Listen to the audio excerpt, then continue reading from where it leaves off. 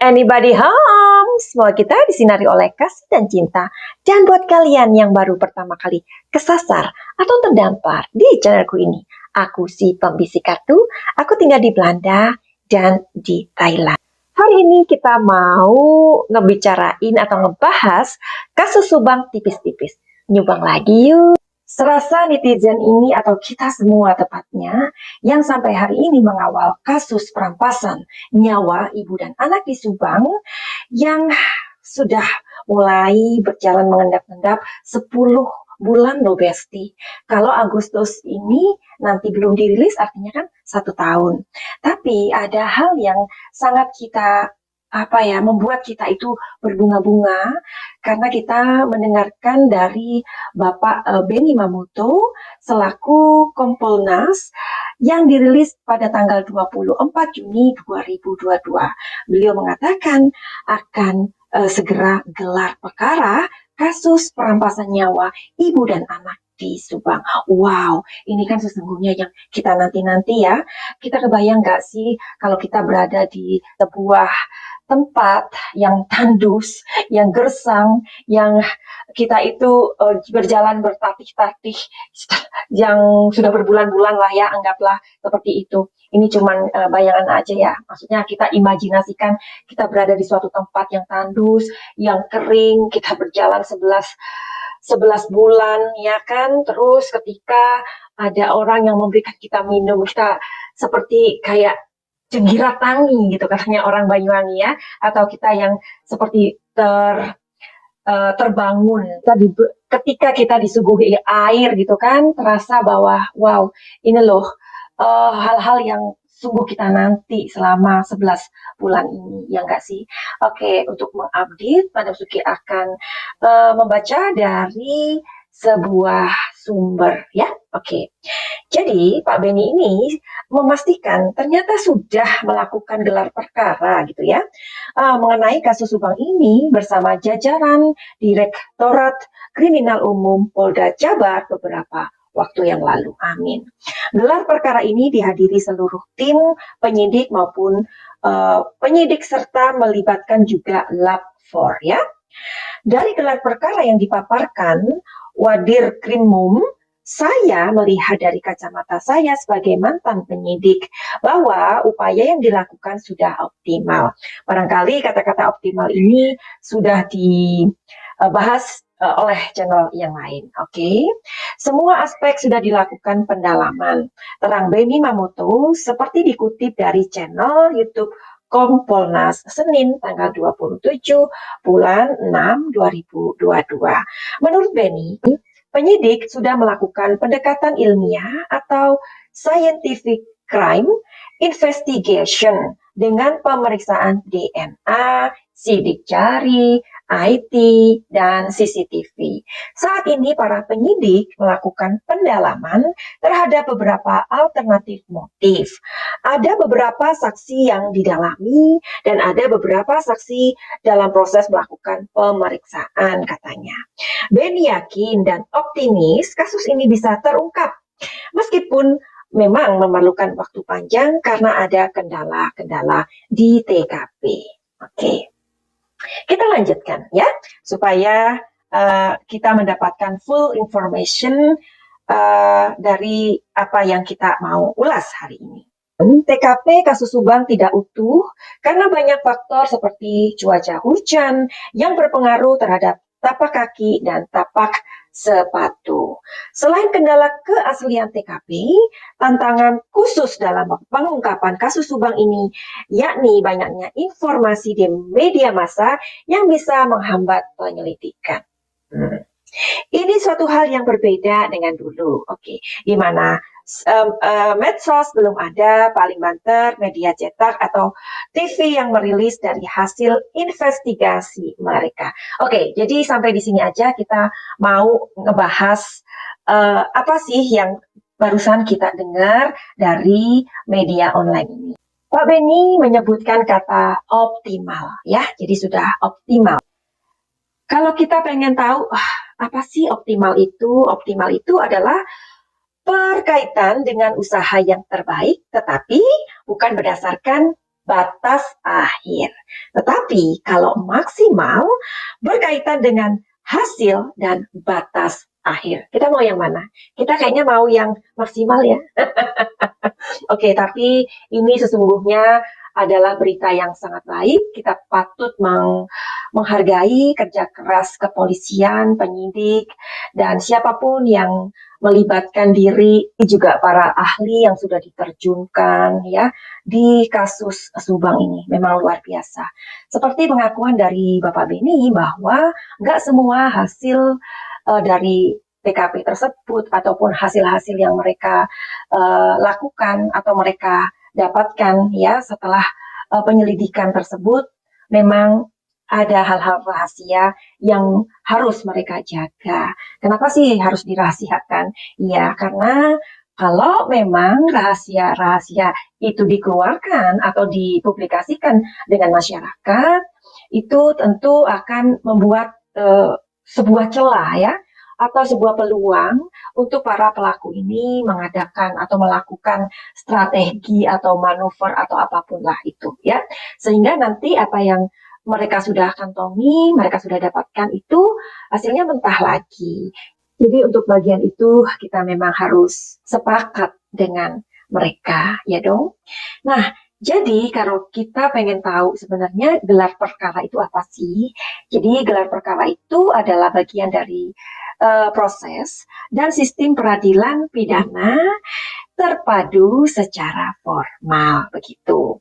Jadi gelar perkara ini dilakukan oleh penyidik dengan menghadirkan pelapor dan terlapor. Jadi sudah. Nah, ini yang membuat kita juga merasa, wow, ternyata mereka sudah melakukannya diam-diam gitu. Jadi, marilah kita dukung kepolisian. Seperti kata Pak Beni bahwa cuaca juga pasti akan mempengaruhi, terus apalagi TKP. Jadi TKP itu kan memang untuk mereka melakukan sebuah penyidikan, tentu harus TKP itu dalam kondisi perawan, ngerti ya perawan ya, dalam arti tidak terjamah. Sedangkan kita tahu bahwa uh, saat itu kita tahu juga si Babe, apapunlah beliau alasannya, dan TKP itu sudah teracak. Jadi tentulah kalau TKP itu sudah teracak, pasti ada pasal-pasal ya yang menjadi sebuah ketentuan kenapa TKP itu tidak perawan lagi atau kenapa harus seperti itu ya, karena kita bukan orang hukum, pastilah kita hanya mengikuti saja. Sama seperti Madam Suki. Madam Suki nggak mengerti tentang hal-hal seperti itu, tetapi karena kita juga adalah manusia yang memiliki empati yang sangat besar.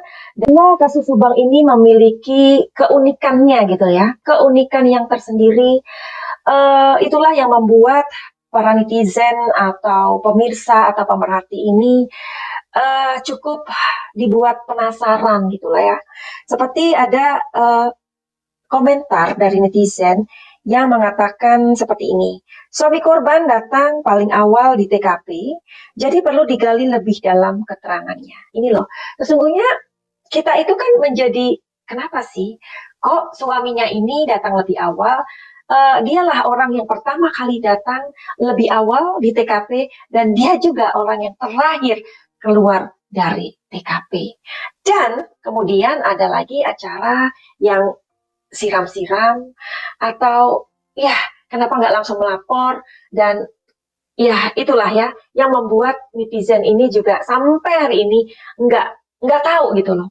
Coba ada YouTuber yang mungkin bertanya langsung dengan Babe ya, kenapa sih kok itu dilakukan begitu? Barangkali itu akan bisa mengurangi rasa penasaran kita.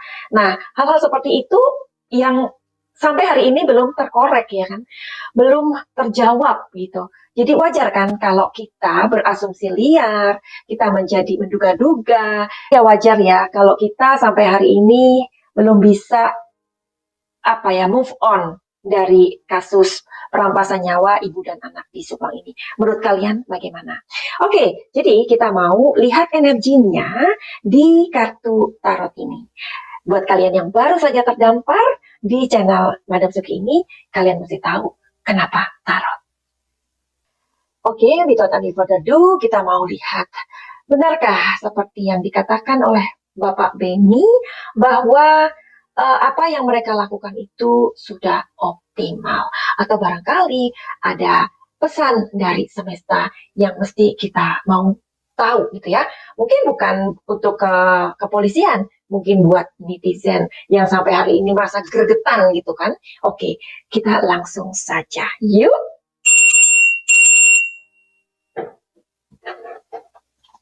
Oke, apakah menurut Bapak Beni bahwa apa yang mereka lakukan sudah optimal?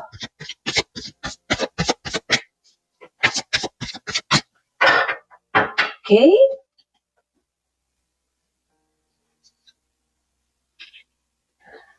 Seven of Pentacles,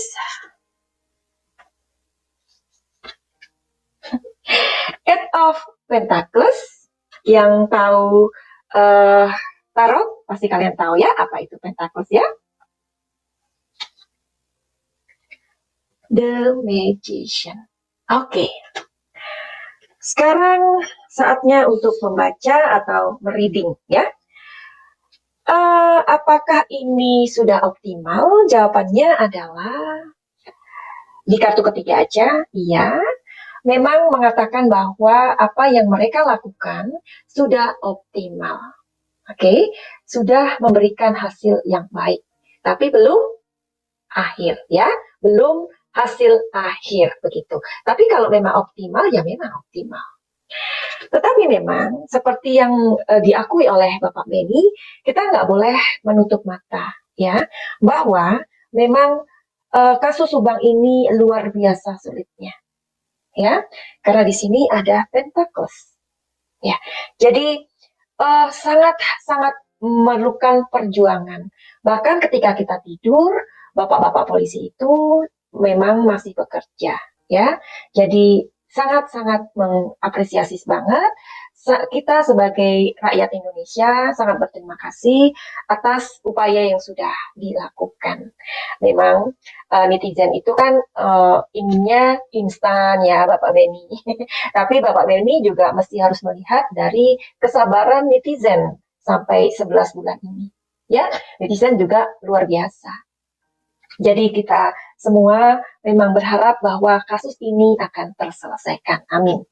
Oke, mengenai gelar perkara. Gelar perkara sudah dilakukan. So, sejauh ini apakah kendala yang dialami oleh kepolisian atau penyidik? Oke, kita mau cari tahu energinya melalui kartu tarot. Apakah kendala dari gelar perkara ini yang dilakukan atau didapatkan dari pihak kepolisian, penyidik, dari pelapor dan terlapor? Oke, tepatnya dari para saksi.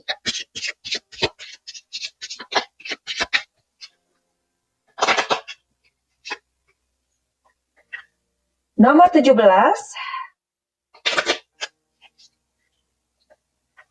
nomor 27,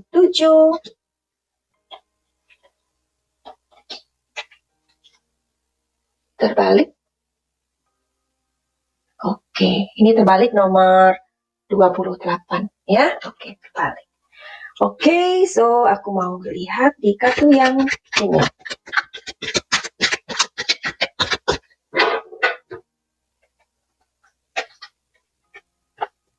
Nomor 2,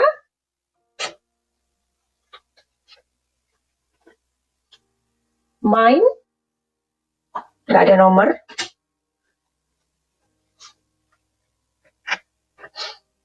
Courage.